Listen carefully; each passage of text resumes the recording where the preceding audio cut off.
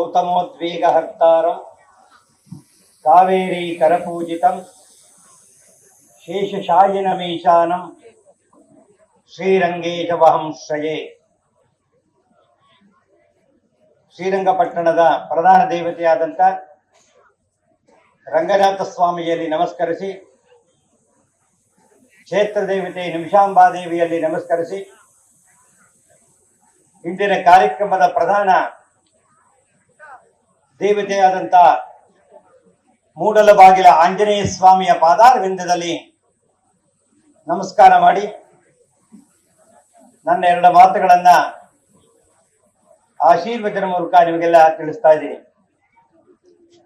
ಬಂಧುಗಳೇ, ಶ್ರೀರಂಗಪಟ್ಟಣ ಐತಿಹಾಸಿಕ ಮತ್ತು ಪುರಾಣ ಪ್ರಸಿದ್ಧವಾದಂತಹ ಕ್ಷೇತ್ರ. ಇದು ಗೌತಮರು ಅನೇಕ ವರ್ಷಗಳ ಕಾಲ ತಪಸ್ಸುಗಳನ್ನು ಮಾಡಿ ಸಾಲಿಗ್ರಾಮ ಶಿಲಾರೂಪದಲ್ಲಿ ರಂಗನಾಥ ಸ್ವಾಮಿ ಅವರಿಗೆ ದರ್ಶನವನ್ನು ಕೊಡ್ತಾನೆ. ಅಂತ ಭವ್ಯವಾದ ರಂಗನಾಥ ಸ್ವಾಮಿ ಗೌತಮರಿಗೆ ದರ್ಶನವನ್ನು ಕೊಟ್ಟು ದಕ್ಷಿಣದಲ್ಲೇ ವಿಶೇಷವಾದಂಥ ಕಾವೇರಿ ನದಿಯಿಂದ ಆವೃತವಾಗಿರುವ ಸ್ವಾಮಿಯನ್ನ ನಾವು ಎಲ್ಲರೂ ನೋಡ್ತಾ ಇದ್ದೇವೆ. ಅಂತಹ ಶ್ರೀರಂಗಪಟ್ಟಣವನ್ನ ವಿಶೇಷವಾಗಿ ರಾಜರ ಮಹಾರಾಜರುಗಳು ಆಳ್ಕೊಂಡು ಬಂದಿದ್ರು. ವಿಜಯನಗರ ಸಾಮ್ರಾಜ್ಯ ಪತನ ಆದ ನಂತರ ಯದುರಾಯ ಮತ್ತು ಅಲಮೇಲಮ್ಮನವರು ಶ್ರೀರಂಗಪಟ್ಟಣ ಮಾರ್ಗವಾಗಿ ಬರುವಾಗ ದಾರಿಯಲ್ಲಿ ನೋಡ್ತಾರೆ. ಆಗ ಅಲ್ಲಿನ ಸಾಮಂತರಾಜ ನಾಗಮಂಗಲದ ತಿಮ್ಮಣ್ಣ ನಾಯಕ ಅವರನ್ನ ಸ್ವಾಗತ ಮಾಡ್ತಾನೆ.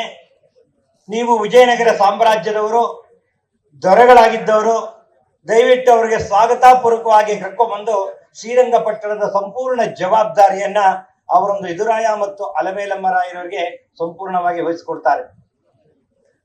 ನಂತರ ರಾಜವಡೆಯರ ವಂಶಗಳಲ್ಲಿ ಐತಿಹಾಸಿಕವಾದಂಥ ಪುರಾಣ ಪ್ರಸಿದ್ಧವಾಗಿರುವಂತಹ ಶ್ರೀರಂಗಪಟ್ಟಣವನ್ನ ಆಗಲೇ ನಾಗಮಂಗಲದ ತಿಮ್ಮಣ್ಣ ನಾಯಕ ಅನ್ನತಕ್ಕಂಥವರು ಭವ್ಯವಾದ 3 ಸುತ್ತಿನ ಕೋಟೆಗಳನ್ನ ನಿರ್ಮಾಣ ಮಾಡುವ ಕಾರ್ಯಕ್ಕೆ ತೊಡಗಿಕೊಂಡಿರ್ತಾರೆ.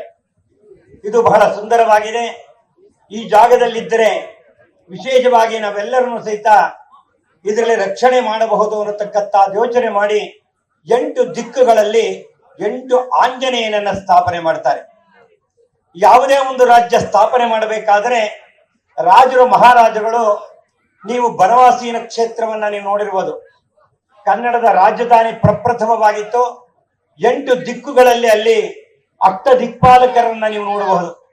ಸಾಮ್ರಾಜ್ಯ ಕಟ್ಟಬೇಕಾದ್ರೆ ಆ ಒಂದು ವಿಶೇಷವಾಗಿ ಆ ಒಂದು ಜಾಗದಲ್ಲಿ 8 ದಿಕ್ಕುಗಳಲ್ಲಿ ಇಂದ್ರ, ಅಗ್ನಿ, ಯಮ, ನಿರಋತಿ, ವರುಣ, ವಾಯುವ್ಯ, ಇವತ್ತು ಸಹಿತ 8 ದಿಕ್ಕುಗಳಲ್ಲಿ ಪತ್ನಿ ಸಮೇತವಾಗಿ ಅಲ್ಲಿ ಇರತಕ್ಕಂಥ ವಿಶೇಷವಾದಂತಹ ಜಾಗವನ್ನ ನೀವು ಬನವಾಸಿಯನ್ನ ನೋಡಬಹುದು.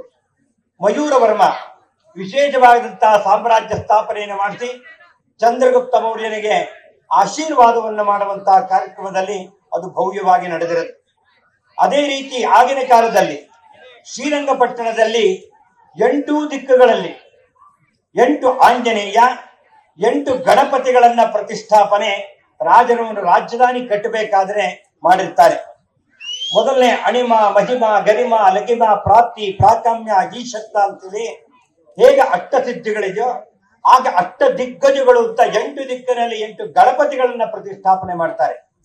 ಅದು ಬಹಳ ವಿಶೇಷವಾದಂತಹದ್ದು. ಇವತ್ತು ನೀವು ಶ್ರೀರಂಗಪಟ್ಟಣದ 8 ದಿಕ್ಕಿನಲ್ಲಿ 8 ಗಣಪತಿ, 8 ಆಂಜನೇಯನ ನೀವು ಹುಡುಕೊಂಡ್ ಬರ್ಬೋದು. ಎಲ್ಲ ಕೋಟೆಗಳಲ್ಲಿ ಮುಚ್ಚಿ ಹೋಗಿದೆ. ಅದರೊಳಗೆ ಇವತ್ತು ಒಂದು 5-6 ಈಗಾಗಲೇ ಅನೇಕ ಕಾರ್ಯಕರ್ತರು ಹುಡುಕಿಟ್ಟಿದ್ದಾರೆ. ಅದರಲ್ಲಿ ಮೂಲವಾಗಿ ಪೂರ್ವದಲ್ಲಿ ಮೂಡಲ ಬಾಗಿಲ ಆಂಜನೇಯ ಅಂತಕ್ಕಂಥ ನೋಡಿರ, ಮೂಡಲ ಅನ್ನತಕ್ಕಂಥ ಪೂರ್ವ ದಿಗ್ಭಾಗ. ಆ ಒಂದು ಸಾಮ್ರಾಜ್ಯದ ಮುಂಭಾಗದಲ್ಲಿ ಆಂಜನೇಯ ಸ್ವಾಮಿಯನ್ನ ಆಗಿನ ಕಾಲದಲ್ಲೇ ಪ್ರತಿಷ್ಠಾಪನೆ ಮಾಡಿದ್ದಾರೆ. ಬಹಳ ಹಿಂದಿನ ಕಾಲದ ರಹಸ್ಯಗಳನ್ನ ನಿಮಗೆಲ್ಲ ಚರಿತ್ರಕಾರರು ಎಲ್ಲ ನಿಮಗೆ ಇತಿಹಾಸವನ್ನ ಸಂಪೂರ್ಣವಾಗಿ ಬಿಚ್ಚಿಟ್ಟಿದ್ದಾರೆ. ಅಂತ ಆಂಜನೇಯನನ್ನ ನಂತರ ಬಂದಂತ ಅನೇಕ ಮೊಘಲರ ಸಾಮ್ರಾಜ್ಯದವರು ದಾಳಿ ಮಾಡಿದಾಗ ನಮಗದನ್ನು ತೆಗೆದುಕೊಂಡು ಹೋಗು ಶ್ರೀರಂಗಪಟ್ಟಣದ ಉತ್ತರ ದಿಗ್ಭಾಗದಲ್ಲಿ ಗೌರಿ ಮಡು ಅಂತ ಕರೀತಾರೆ. ನಿಮಗೆ ಗೊತ್ತಿಲ್ಲ, ಕಾಶಿ ವಿಶ್ವನಾಥನ ದೇವಸ್ಥಾನ ಇದೆ ಕಿರಂಗೂರಿನ ಹಿಂಭಾಗದಲ್ಲಿ. ಆ ಗೌರಿ ಮೂಡವನ ಜಾಗದಲ್ಲಿ ಸ್ವಾಮಿಯನ್ನ ಹಾಕಿಬಿಡ್ತಾರೆ. ನಂತರ ಬಂದಂತ ಅವ್ರಿಗೆಲ್ಲ ತಿಳಿದು ಅದನ್ನ ಪುನಃ ಎತ್ಕೊಂಡು ಜಾಗ ಎಲ್ಲೂ ಇರಲ್ಲ. ಆಗ ಅವನನ್ನ ಮೂಲಸ್ಥಾನ ಇದು ಕ್ಷಣಾಂಬ ದೇವಸ್ಥಾನ, ಜ್ಯೋತಿರ್ಮಹೇಶ್ವರ ದೇವಸ್ಥಾನದಲ್ಲಿ ಅವನನ್ನ ಪ್ರತಿಷ್ಠಾಪನೆ ಮಾಡಿರ್ತಾರೆ. ನಂತರ ಬಂದಂತ ಸಾಮ್ರಾಜ್ಯದಲ್ಲಿ ಅನೇಕ ಹೈದರಾಲಿ ಆಗ್ಬೋದು, ಟಿಪ್ಪು ಸುಲ್ತಾನ್ ಆಗ್ಬೋದು, ಶ್ರೀರಂಗಪಟ್ಟಣವನ್ನ ಆಳುವಂತಹ ಕಾಲದಲ್ಲಿ ಅನೇಕ ವಿಧವಾದ ದಾಳಿಗಳನ್ನು ಮಾಡ್ತಾರೆ. ಅದರಲ್ಲಿ ಮೊದಲನೇದಾಗಿ ದಾಳಿಗೆ ತುತ್ತಾಗುವಂತಹದ್ದು ಈ ಭಾಗದಲ್ಲಿ ಮೂಡಲಬಾಗಿಲ ಆಂಜನೇಯ ಸ್ವಾಮಿ ದೇವಸ್ಥಾನ. ಅಲ್ಲಿ ಸ್ವಾಮಿಯನ್ನ ಪುನಃ ನಾವು ಪ್ರತಿಷ್ಠಾಪನೆ ಮಾಡಬೇಕಾದ್ದು ಭಕ್ತರ ಕರ್ತವ್ಯ. ಭಗವಂತ ನಿಮ್ಮಲ್ಲೆಲ್ಲ ಪ್ರತಿಯೊಬ್ಬರೂ ಸಹಿತ ಆಂಜನೇಯನ ಶಕ್ತಿ ಉದ್ಗಾರ ಆಗಿ ಬರ್ತಾ ಇದೆ.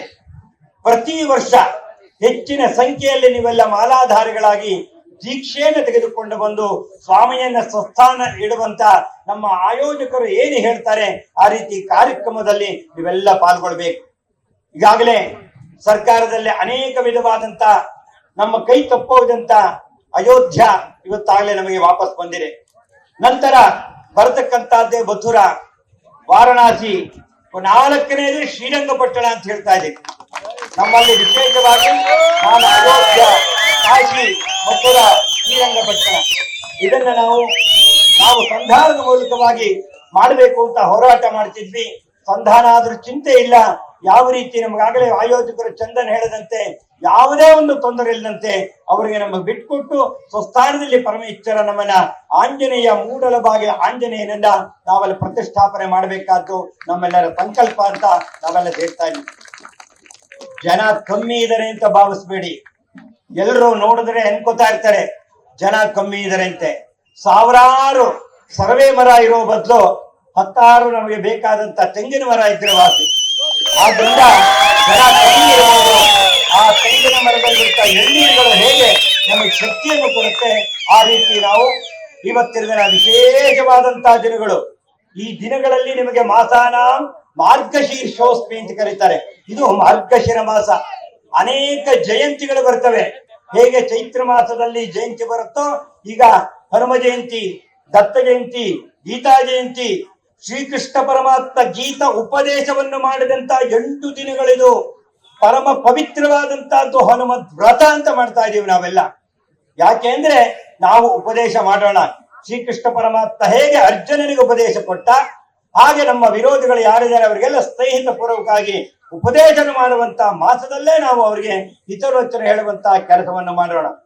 ಆದ್ರೆ ಆ ಆಂಜನೇಯನ ಶಕ್ತಿ ಎಷ್ಟಿದೆ ಅಂದ್ರೆ ಅದನ್ನ ಮುಂದೆ ಬರ್ತಾ ನಮ್ಮ ಕಾಲದಲ್ಲಿ, ನಮ್ಮ ಮಕ್ಕಳಿಗೆ ಬೇಡಿ ಸ್ವಾಮಿ, ನಮ್ಮ ಕಾಲದಲ್ಲೇ ಆಂಜನೇಯ ಅಲ್ಲಿ ಪ್ರತಿಷ್ಠಾನೆ ಆಗುವಂತ ಕಾರ್ಯಕ್ರಮವನ್ನ ಅತ್ಯಂತ ಯಶಸ್ವಿಯಾಗಿ ನಾವೆಲ್ಲ ಇದ್ದು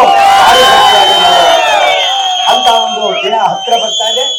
ಅಂತ ಪವಿತ್ರವಾದಂತಹ ದಿನದಲ್ಲಿ ನಾವು ಇವತ್ತು ಕಾವೇರಿ ನದಿ ತೀರ, ಆ ಕಾವೇರಿ ನದಿ ಹರಿತಾ ಇದೆಯಲ್ಲ ಅದು ಸಾಕ್ಷಿಯಾಗಿದೆ ಕಣ್ರಿ. ಎಷ್ಟು ಜನ ರಾಜರು ಬಂದ್ರು, ಎಷ್ಟು ಜನ ದೇವಸ್ಥಾನ ಕಟ್ಟಿದ್ರು, ಎಷ್ಟು ಜನ ಹೋರಾಡಿದ್ದಾರೆ, ಯಾರು ಬಂದಿದ್ದಾರೆ, ಯಾರು ಧ್ವಂಸ ಮಾಡಿದ್ರು, ಎಲ್ಲರಿಗೂ ನದಿ ಸಾಕ್ಷಿಯಾಗಿ ನೋಡ್ತಾ ಕೂತಿದೆ. ಆದ್ರಿಂದ ನಮಗೆ ಅದೇ ಭಗವಂತ ಸಾಕ್ಷಿ. ಆಂಜನೇಯ ನಮಗೆಲ್ಲ ಶಕ್ತಿಯನ್ನ ಕೊಡ್ತಾನೆ. ಬುದ್ಧಿ ಬಲಂ ಯಶೋ ಧೈರ್ಯಂ ನಿರ್ಭಯತ್ವಂ ಅರೋಗತಾಂ ಅಜಾಡ್ಯಂ ವಾಕ್ಪಟುತ್ವಂಚ